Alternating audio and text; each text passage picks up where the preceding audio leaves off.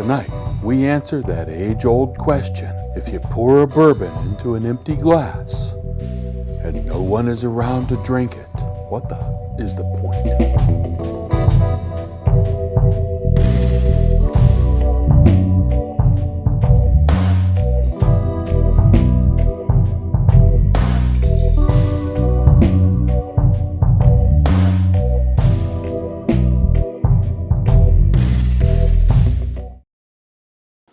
It's a beautiful night for bourbon. It's always a beautiful night for bourbon, especially on a night when I've got bourbon. And hey, guess what?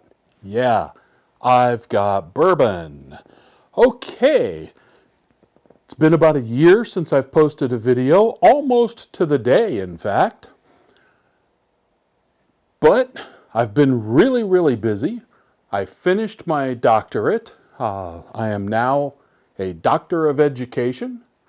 I took a course in insurance, and I am now licensed to sell insurance in the state of Ohio.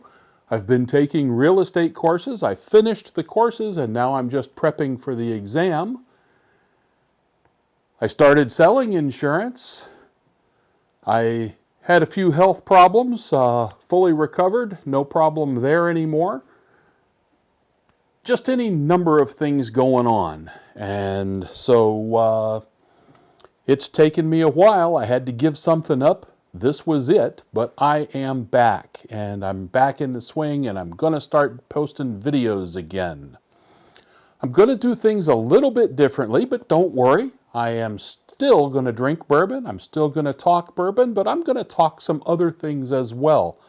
Basically, a lot of stuff that interests me. There are a lot of things that I'm interested in, but primarily these days I've been getting into philosophy. I've been getting more into psychology again, which is something that I used to, well, that's actually the crux of my education, basically. I do have a master's degree in psychology. I was all but dissertation towards a doctorate in psychology. And that's where I've spent the bulk of my career. So we'll talk a little psychology, we'll talk a little philosophy, we're going to talk some religion, we're going to talk some politics, and probably most importantly, we're going to talk some football. And probably a few other things too, as I get around to it. Tonight, I am drinking Maker's Mark.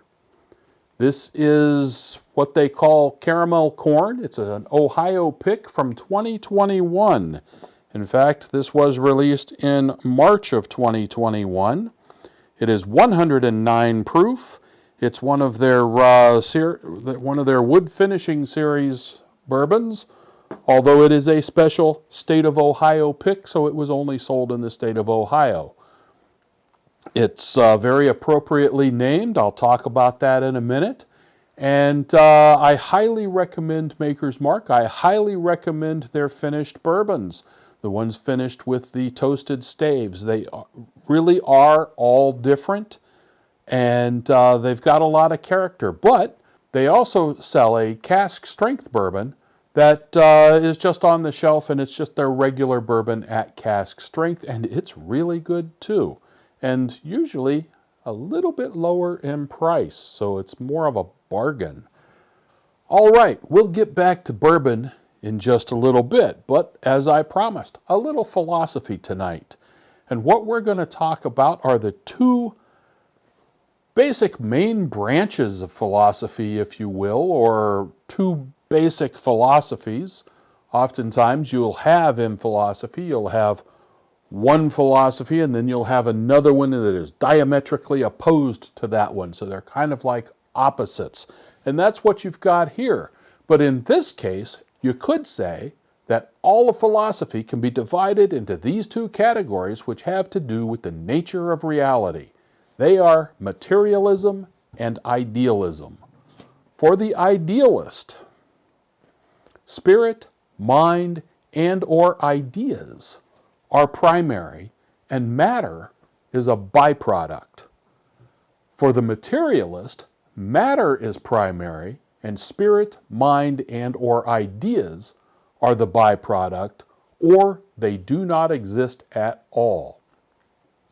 In philosophy, materialism refers to the idea that physical matter comprises the entirety of existence. Nothing that is not matter exists. There is no spirit, no soul, no mind, no intellect, and no consciousness, unless they can be explained as epiphenomena of material processes. Matter is fundamental to the universe.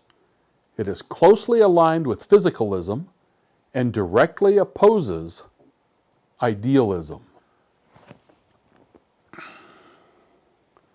As you can see, I've got a little bit of a glass left here. Yeah, a lot of caramel, a lot of corn. This bourbon is very appropriately named. Gotta tell you that.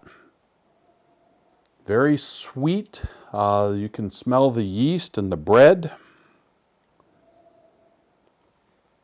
Little bit of spiciness on the nose, but not a whole lot. Oh, yeah. Tastes pretty much just like it smelled, except I would say that the caramel is mostly pronounced here. Little bit of corn, just like in the name, caramel corn. There's some yeast, a little bit of bread. It coats the tongue really well, and, well, it's really got a nice spicy finish. A number of baking spices with cinnamon at the forefront of that. Idealism asserts that reality is tied to human understanding and perception. Subjective idealism suggests that material objects exist only when someone is perceiving them. Objective idealism proposes that an objective consciousness exists that is independent of human consciousness, and therefore existence of objects is divorced from human perception. In other words, things continue to exist even when you're not looking at them. Idealists are frequently skeptics who question whether anything other than the existence of the human mind can be known. Idealists will assert that consciousness is fundamental to existence and that matter originates in the mind. So everything you see, everything you touch, everything you feel, it's all in your head. René Descartes was a rather famous idealist who deconstructed reality and concluded, I think, therefore I am. You've probably heard that one. The only thing that he actually could prove to himself that existed were thoughts, and he concluded that thoughts require a thinker and that he must be that thinker. George Berkeley, another famous idealist, asked the question, if a tree falls in the forest and no one is around to hear it, does it make a sound?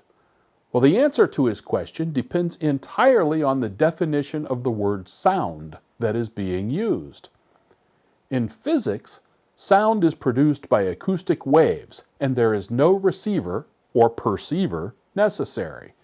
In physiology and psychology, sound is the experience and interpretation of those waves, i.e., it depends upon sensory perception. There is another kind of idealism which was proposed by Immanuel Kant in response to Descartes and Berkeley. He called it transcendental idealism, and it is the idea that the mind uses our perceptions to shape the world in space and time. Humans are not born tabula rasa, which was a popular idea back then. It means blank slates. But instead, they're born having innate knowledge and ability to be able to categorize and organize perceptions. So those are pretty much the two branches of philosophy that everything else falls under. And, well, that's all well and good, but why does it matter? If you'll pardon the pun, of course. Well, the idea that God can exist and whether humans amount to anything more than meat robots hinges on which view you adopt. Although materialism and atheism are two different things, materialism pretty much rules out God. If matter comprises all of existence, it is impossible for God to exist. On the other hand, while idealism does not hold that God must exist, it suggests that God is possible. Now, typically people are not either materialist or idealist. There are a lot of gradations in between, and people hold sort of mixed views on the matter. But you usually tend to fall more towards one side than the other. All right, well, I didn't want to bore you too much tonight with all of this stuff. Hopefully I didn't. Hopefully you'll come back in the future, and this should have laid the foundation for some future talks and discussion. Leave a comment down below if you like my videos. Hit the like button. Subscribe to the channel. All that helps me out. And we'll see you next time when we have another bourbon.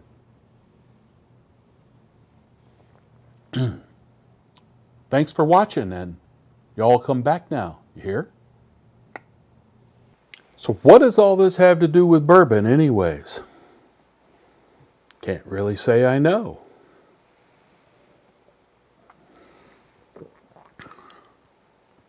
But it's been fun trying to figure it out. Cheers.